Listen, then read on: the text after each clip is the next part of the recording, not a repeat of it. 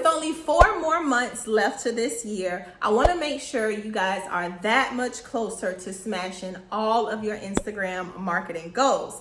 If you've been struggling with standing out on Instagram, creating content that your ideal followers are engaging with, and increasing client retention, you want to stick around to the end of this video. If you're new here, I'm Cheri. I'm a social media strategist, and I work with small business owners to help them develop better Instagram marketing strategies. And I have made a ton of videos the last few months, and my goal is to continue to educate myself so I can educate you guys out there to help you increase sales when it comes to your small business on Instagram. Now, like I said, I made a ton of videos. I've also consumed lots of information. And I will be honest, there's a lot of misleading information out there when it comes to Instagram marketing, Instagram tips, or however you want to label it. So today, I just want to share a few Instagram tips that I can say honestly worked for me for the first part of this year, worked for my clients for the first part of this year, and I'm sharing this information with you so that you will be so prepared for 2020. And keep in mind that these Instagram tips that I'm sharing with you guys, they come from the information that I get back when I do Instagram audits, or when I'm just looking on Instagram and I'm just scrolling and I see lots of these mistakes that small business owners make. A big reason why you're not seeing growth, you're not seeing increased sales. Okay, so my goal with this video is just to put an end to that. I want you to be more confident, more comfortable. I want you to have fun, and I want you to understand that, you have to trust the process. So just a few tips that will help you get there. So the very first thing that I want you to do to help you better understand your role and your responsibilities as a small business owner on Instagram is to download a free copy of my Instagram roadmap. I've been getting so much feedback from that roadmap, and people are telling me how I have information inside of that roadmap that, they hadn't heard elsewhere. And they're also, which is my favorite thing to hear, they're also telling me that the information inside of that roadmap, they're actually using it on their own Instagram account and they're seeing results. So if you don't have that downloaded already, make sure you do. I'll leave the link down below. So this Instagram tip falls more on the side of content creation.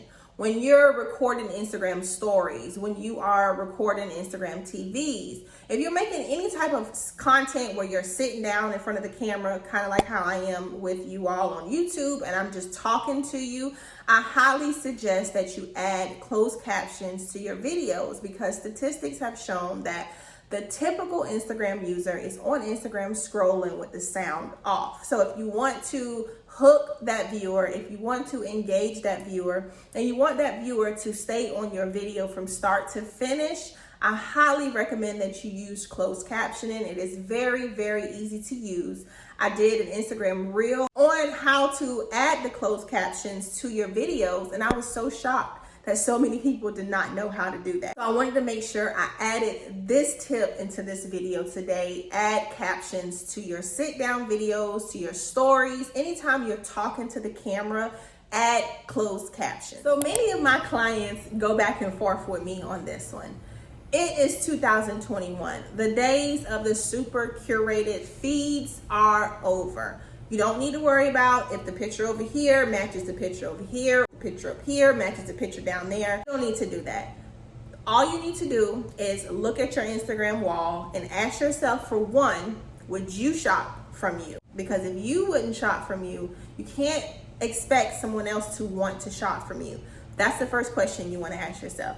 The second question is you want to also ask yourself, okay, if you do have a brick and mortar store, does the client on Instagram get the same vibe on Instagram as they would in your store? If the answer is no, you need to just switch it up a little bit. Try narrowing it down to 2 fonts, 3 to 5 colors, and every time you go in Canva or PicMonkey or Photoshop or wherever you create your content, you need to save those templates, save those colors, save those fonts, and just use them each and every time you create something, y'all. This is something that I didn't do in the beginning. I wish I would have done this. You will thank me later. Create relatable content. And I get this question so many times. What is relatable content? Relatable content is content that your audience can relate to. Whether you have struck an emotion, you made them laugh, you made them cry, that is what you call relatable content. The best thing that you can do to create relatable content is to find out what's trending right now. Go to google.com/trends and find out what's everybody talking about. When it comes to your industry specifically, you are the industry leader, so you should know the buzz terms right now. You should know what's trending right now, what's popping right now in your industry. Use that to kind of make some sort of, funny meme. Something that it does take a little bit of skill, because you kind of got to be in the know and you kind of got to know trends. But if they can feel it in their soul and you have touched a nerve, they're going to come back for more, because they're going to want to know what more you have in store for them. Editing Cheri checking in. Editing Cheri checking in. I wanted to add this, and in all actuality, I probably should have led with this. Another key factor when it comes to creating relatable content is to know and understand your audience. And I cannot stress this enough. There is no possible way you can relate to somebody that you don't know. If you don't know them, if you don't understand them, if you don't know what it is that you have to offer that can help that person, you can't relate to them. And the next question that I often get when I tell people that you have to relate to your audience, you have to understand and know them. Everybody wants to know, well, how do I know my audience? Okay. A good way in knowing your audience is to interact with them, DM them, ask them questions on your Instagram stories, use the stickers, the polls, all that kind of stuff. Have y'all seen the this or that Instagram story trend? That's the perfect way to find out more about your audience, more about what they like, more about what they do.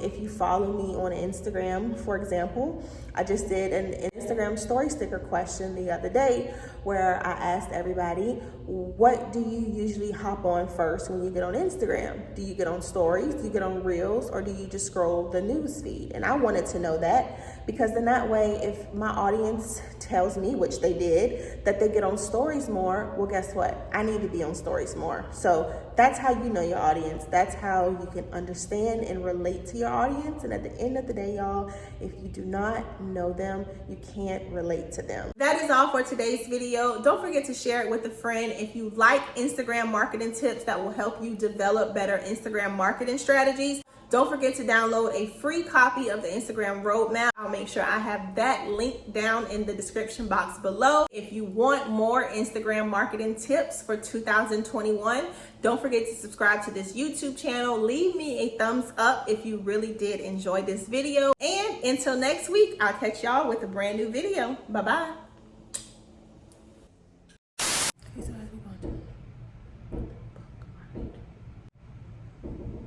Y'all, I swear I live under a zoo. And it's just two people. They don't even have kids.